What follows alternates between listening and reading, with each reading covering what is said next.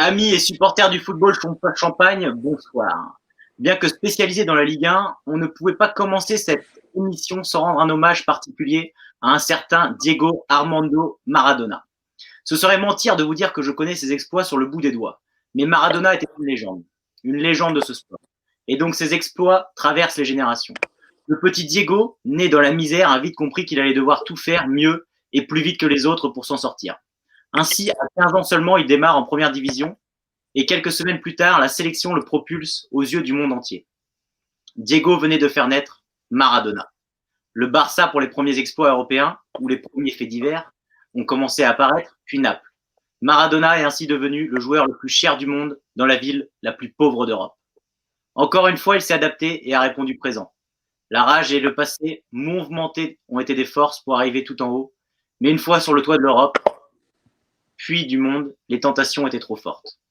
Masterclass sur le terrain le dimanche, puis rongé par l'alcool et les traces blanches jusqu'au mercredi. Puis de nouveau, préparation du match du week-end suivant. Quel joueur aurait supporté ça? Diego Armando Maradona. Seulement lui. Il avait décidé de brûler la vie par tous les bouts et de renaître de ses cendres une fois qu'on le pensait consumé.